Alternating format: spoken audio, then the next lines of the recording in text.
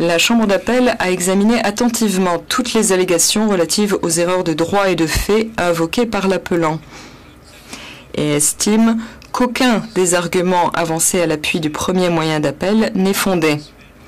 L'appelant n'a pas démontré que la Chambre de première instance avait commis des erreurs préjudiciables. 1.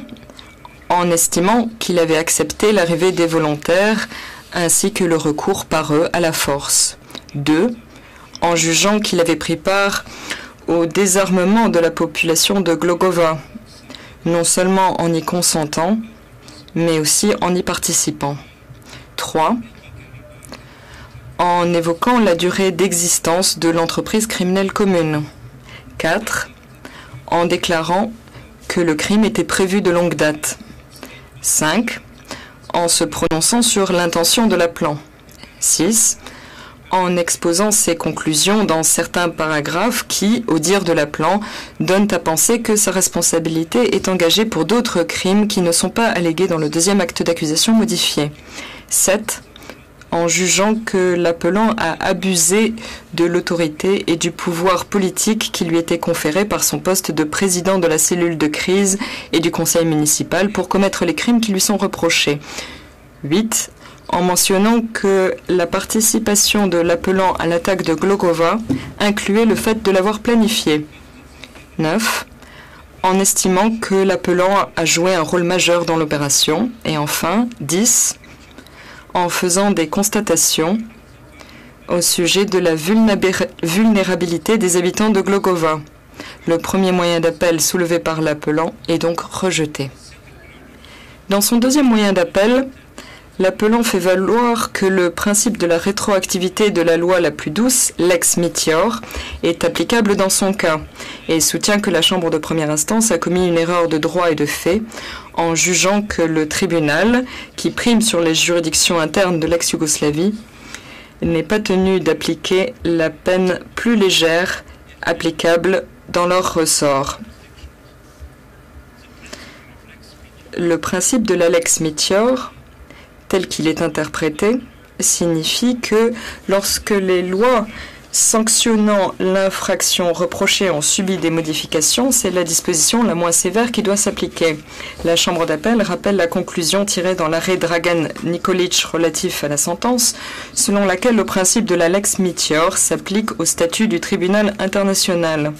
En conséquence, si les pouvoirs conférés par le statut en matière de peine venaient à être modifiés, le tribunal international serait alors tenu d'appliquer la peine la moins sévère. S'agissant de savoir si le principe de la Lex Meteor s'applique au rapport entre les règles de droit du tribunal international et celles des juridictions internes de l'ex-Yougoslavie, il convient de déterminer si des règles de droit pénal différentes sont pertinentes et applicables aux dispositions en matière de peine prévues par le tribunal international. La Chambre d'appel observe que la réponse à cette question se trouve dans le principe même de la Lex Meteor et rappelle à cet égard qu'elle a précédemment conclu dans l'arrêt Dragan Nikolic relatif à la sentence que le principe de la Lex Meteor n'est applicable que si la règle de droit qui lie le tribunal international est remplacée ultérieurement par une autre plus favorable qui a aussi force obligatoire. En conséquence, comme le tribunal international n'est pas lié par les règles de droit ou par la grille des peines appliquées en ex-Yougoslavie, le principe de la Lex Meteor ne trouve pas à s'appliquer ici. Le deuxième moyen d'appel est donc rejeté. Dans son troisième moyen d'appel, l'appelant soutient que la Chambre de première instance a commis des erreurs de fait et de droit dans son appréciation des circonstances aggravantes parce que soit celles-ci sont intégrées dans l'appréciation globale portée sur la gravité de l'infraction pour laquelle il a été déclaré coupable et sont prises en considération en tant qu'élément constitutif du crime en question, soit elle éclaire le contexte dans lequel ce crime a été commis. La Chambre d'appel relève que l'appelant présente à cet égard des arguments qui vont au-delà des moyens soulevés dans son acte d'appel et qu'il n'a demandé à aucun moment à la Chambre d'appel d'autoriser une modification des moyens d'appel conformément aux dispositions de l'article 108 du règlement, procédure qu'il était tenu de suivre dans le cas où, tout bien considéré, l'acte d'appel initial se serait révélé insuffisant. L'appelant n'a pas satisfait à cette exigence de procédure, que ce soit au moyen de la réserve figurant dans son acte d'appel par laquelle il affirme le droit d'invoquer toute erreur qui pourrait se faire jour au terme d'une analyse et d'un examen complet de toute la procédure en l'espèce, après réception d'un exemplaire du jugement portant condamnation dans sa propre langue, ou en incluant les arguments pertinents dans son acte d'appel.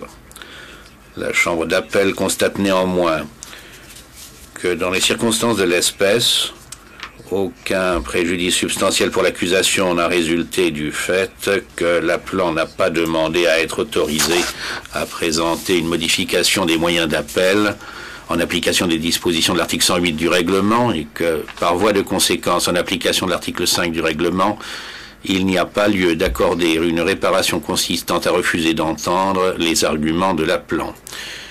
Eu égard à cette absence de préjudice substantiel, et compte tenu de l'importance que pourraient revêtir les arguments en question pour la peine prononcée à l'encontre de l'appelant, la Chambre d'appel a décidé d'examiner les arguments de l'appelant concernant la façon dont la Chambre de première instance a envisagé et apprécié les circonstances aggravantes, nonobstant le fait que l'appelant n'a pas satisfait aux conditions que le règlement prévoit.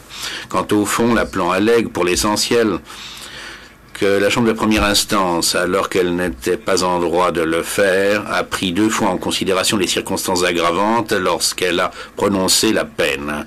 La Chambre d'appel estime que les circonstances dont une Chambre de première instance tient compte comme étant des aspects de la gravité du crime ne sauraient être de surcroît considérées comme des circonstances aggravantes et vice-versa.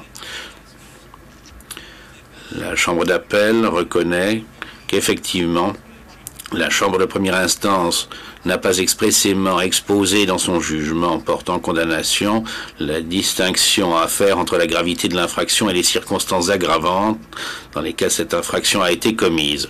Cela est regrettable, mais il ne s'ensuit pas nécessairement que la Chambre de première instance ait procédé à une double prise en compte des éléments en question, ce qu'elle n'était pas en droit de faire, en considérant aussi ces éléments relatifs à la gravité de l'infraction comme des circonstances aggravantes supplémentaires. La Chambre d'appel estime que le jugement portant condamnation fait clairement apparaître que la Chambre de première instance a nettement fait la distinction entre d'une part les circonstances aggravantes et d'autre part la gravité de l'infraction, même si elle les a examinées dans la même section de son jugement. Par conséquent, la Chambre de première instance avait bien connaissance de ce qu'elle n'était pas en droit de compter des éléments relatifs à la gravité de l'infraction comme constituant aussi des circonstances aggravantes aux fins de déterminer la peine à prononcer. Pour le surplus des arguments que l'appelant fait valoir en son 3e moyen d'appel, concernant les circonstances aggravantes prises en considération par la Chambre de première instance, à savoir 1. Le grand nombre de victimes. 2. Le fait que l'attaque de Glogova a été soigneusement planifiée. 3. L'abus d'autorité dont l'appelant a fait preuve. 4. Le fait que l'appelant a en outre ordonné d'incendier des maisons. Et 5. La vulnérabilité accrue des victimes qui étaient sans défense.